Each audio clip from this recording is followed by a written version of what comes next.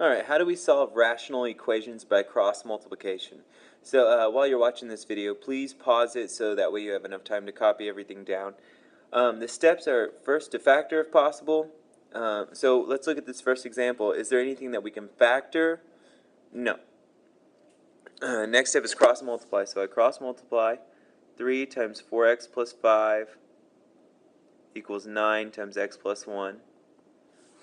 Okay, I'm going to simplify that. The easiest way to simplify this one is to just distribute. So we're going to distribute this 3 to both of these and the 9 here. So now I have 12x plus 15 is equal to 9x plus 9. Okay, now it's just time to solve. These are just x's. There's no x squareds or anything.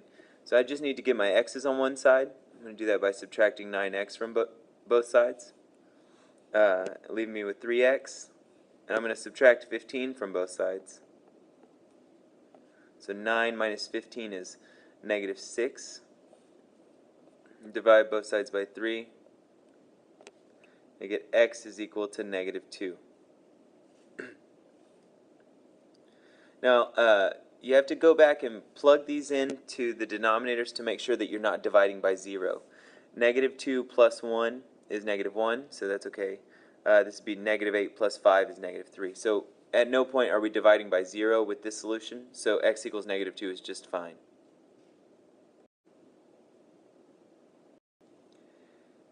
Alright, so here we have an example a lot like that. 2 over x minus 3 equals 4 over x minus 4. First I see, is there anything that I can factor? No, none of these no parts have common factors to factor out or anything like that. So I cross multiply. 2 times x minus 4 equals 4 times x minus 3. Let's distribute in. 2x minus 8 equals 4x minus 12. I'm always going to move the smaller x. That way I can keep my x's positive. So the 2x is gone. Leave me with 4x minus 2x is 2x. Add 12 to both sides. So now I have 2x is equal to 4. So x equals 2. Don't forget to plug those back in. 2 minus 3 is not 0. 2 minus 4 is not 0. So 2 equals x is just fine. In our third example, we have 4 over x plus 2 equals 2x over 2 times x plus 4. Well, here, 2x plus 4, those have a common term, so I can factor this. So before I even start, I've got 4 over x plus 2 equals 2x over 2 times x plus 2. Now, anything that's just being multiplied, like no addition or whatever, like whenever I say addition, I'm talking about like this x plus 2. These guys are connected, but this 2 that's being multiplied by both of them, it's just hanging out. And since there's a 2 in the numerator and the denominator, these can cancel each other. So now I'm ready to cross multiply. We've got 4 times x plus 2 equals x times x plus 2. Now if we were following the same steps as all the other problems, my next decision would be to distribute these in. And that's okay, you'll end up at the same spot. But look, on both sides we have an x plus 2. So I can actually divide both sides by x plus 2. And that'll cancel it on both sides, leaving me with 4 is equal to x.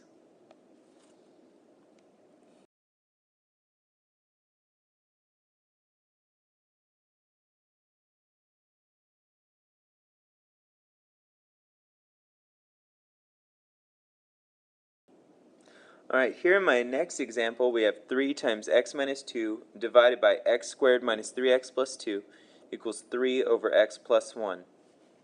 So I look, is there anything that I can factor? Almost all the times that you have a quadratic, this can be factored.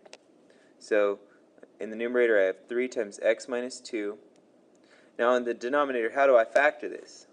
Well, I need two numbers that multiply to positive 2 and add to negative 3.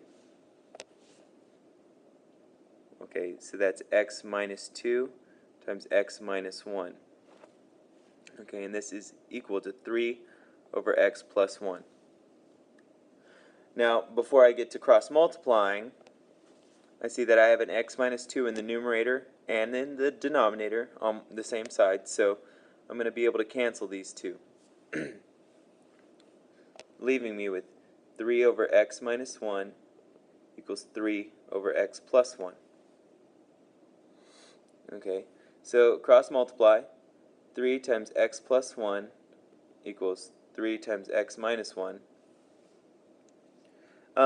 Just like in the last example, like if you have the same number on both sides, they can cancel as well. So like these 3's, if you divide both sides by 3, they cancel out, and we're left with x plus 1 is equal to x minus 1. Now, trying to combine like terms, if I subtract an x from both sides, that cancels on both sides, and I'm left with 1 is equal to negative 1. That's not true. Whenever all of your x's cancel out and you're left with two numbers that aren't actually equal to each other, this is no solution.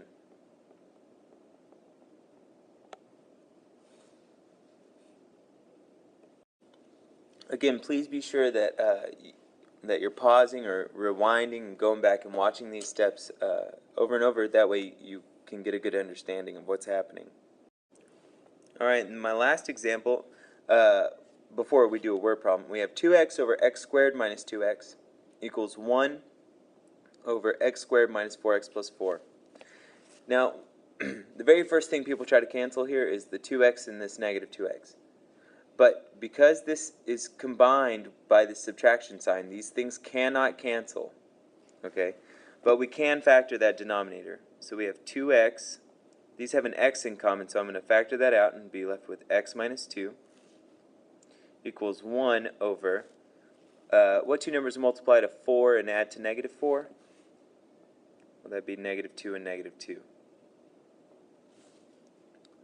Okay.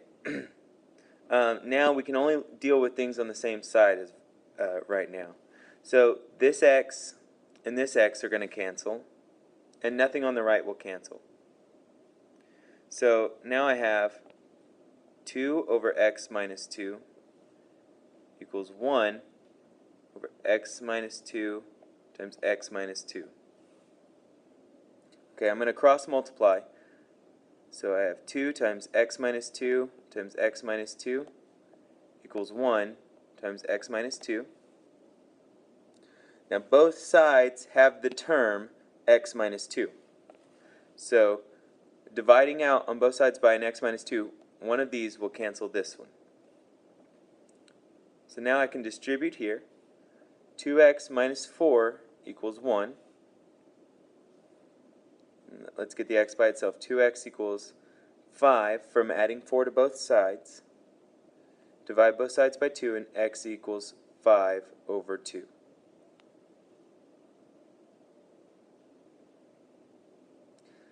Don't forget to plug these back in to make sure that you're not dividing by 0. If you divide by 0, then that cannot be a solution. Alright, so pause and take a second to get this problem written down that I made up about dinosaurs.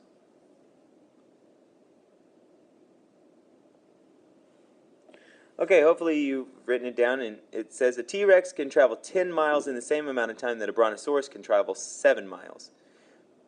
The T-Rex is traveling 2.4 miles per hour faster than the Brontosaurus. Let's find their speeds. Okay, so we're kind of setting up a proportion here. Okay, and in this proportion, we're going to compare the T-Rex's miles to his speed, right? And we're going to set that proportion to the miles of the Brontosaurus to his speed. Okay, so let's think about the T-Rex miles. He can go 10 miles in the same time that the Brontosaurus can go 7 miles. Now, from what we know about their speeds, I just know that the T-Rex is 2.4 miles per hour faster than the Brontosaurus. So I have no idea what the Brontosaurus' speed is. It's x. But I know that the T-Rex is 2.4 faster than that, so I'm going to add that to x.